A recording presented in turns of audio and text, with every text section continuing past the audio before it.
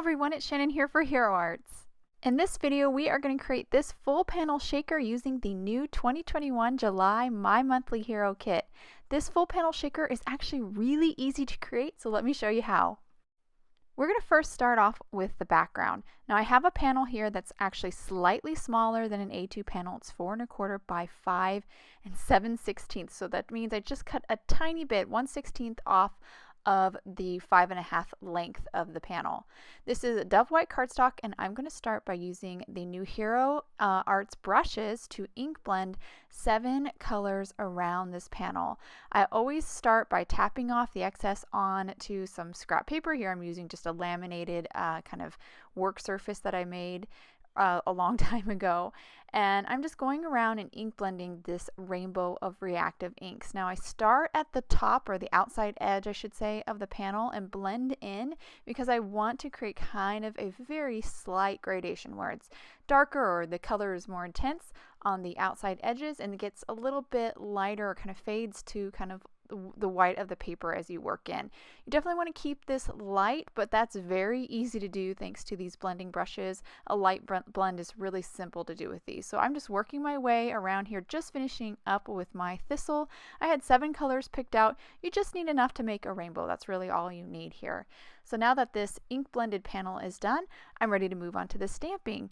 So I pulled off several of the leaves and flowers from the July kit and arranged them here in the upper left corner of my panel, and I'm going to kind of ombre stamp these. So I'm going to partially ink them so that some of the leaves might actually end up being like multiple colors. So I'm starting with the taffy here, and I'm going to ink up these leaves and flowers that are in that kind of taffy corner of my ink blended panel. Now this doesn't have to be absolutely perfect. If you get a little bit of your taffy over in the purple or the orange sections, it's totally okay.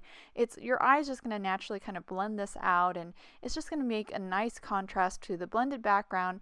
So these kind of pop but still have that rainbow color. So I did stamp that multiple times to make it nice and dark, and now I'm moving on to Creamsicle, so my orange color. Again, partially inking, so kind of holding my ink pad up at an angle so only a portion of it can touch those flowers and leaves, and then stamping them multiple times to get them nice and bold and intense so I have enough contrast between the background and the stamped images. So I'm continuing to work my way around here, inking up different sections of the leaves and flowers to correspond with that blended background, and I'm just going to repeat this for every side. So I do kind of corners at a time. So now you can see I'm kind of working over on this other corner. I have once again several flowers and leaves arranged, and I am partially inking them too, just to match that background. So really simple, maybe a little time consuming because I'm working my way around here, but I promise the end result is well worth it. Right here I did partially ink the bottom of that flower with a little bit of the Creamsicle, so the portion of that flower is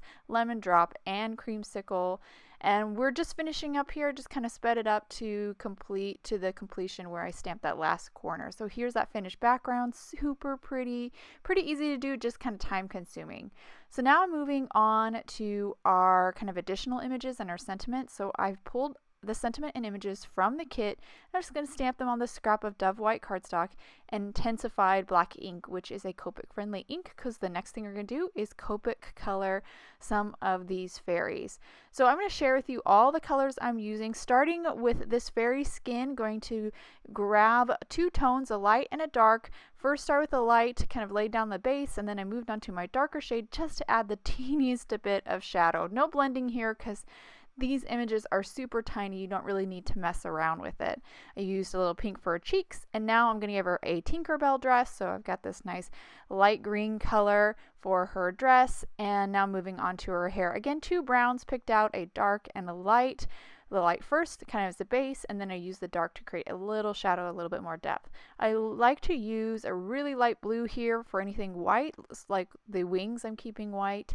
And now I'm moving on to my second fairy, starting with her hair, which is what I used for the star and the other fairy's wand. A darker yellow, of course, to add a shadow.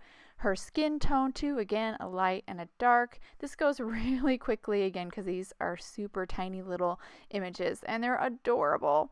Again, going to give her a Tinkerbell dress, so this is exactly the same. Her wings and her dress are the same. And then I'm going to finish her up with her flower. Used a orange for the center, that pink again for her cheeks, and I'm going to use that same pink for the flower. So now I'm going to move on to fussy cutting all of these out. I'm first just going to separate them from the rest of the scraps. So I'm starting here with this fairy. And I am going to cut a little white border. I'm going to leave a little white border. It is pretty tight on this. If you do have a little bit of the kind of like sparkly images still showing, you can take a little white gel pen to kind of cover that up. But I was able to get a nice white border with that. I repeated that process for my second fairy, and then I also fussy cut out my sentiment. This is going to go on the front of my card and really pop against that blended background. So now we're pretty much ready to put this shaker card together. So I'm going to start with this cellophane bag. It's 5.5 by 7 1/4. And this is why I cut that panel a little bit smaller than 5.5 so it can fit nice and snug in this bag. If it's exactly 5.5, it won't really fit in here. You're going to get the panel kind of bowing out.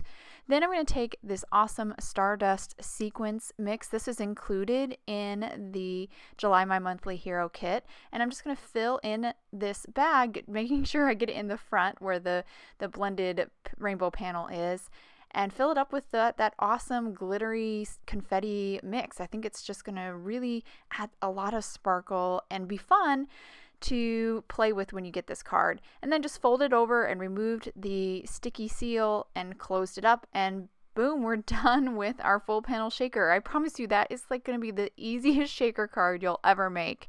So to adhere this panel to my card front, I'm just going to use a tape runner, add some tape to the front of that A2 top folding white card base, and then I'll add some tape to the backside of my sentiment and fairies. Now I do recommend tape for this as opposed to liquid glue. Liquid glue can cause that cellophane bag to kind of bubble up and look a little strange. So definitely want to get your tape out for this. And stick those all down and my card is complete. And I'll hold this up to the camera so you can get a good look at this fun full panel shaker card. I love that rainbow background with that contrast of the rainbow stamped floral frame. I think that's really pretty. And we kept it nice and simple with our sentiment and fairies. And of course, all that sparkle from that the Stardust sequence. Is just a really fun card. Lots of pretty ethereal looks, perfect for a fairy card. I hope you guys enjoyed today's card and video. If any questions about the products I use, please check out the links below in the description. Thank you so much for watching and I hope you have a wonderful day.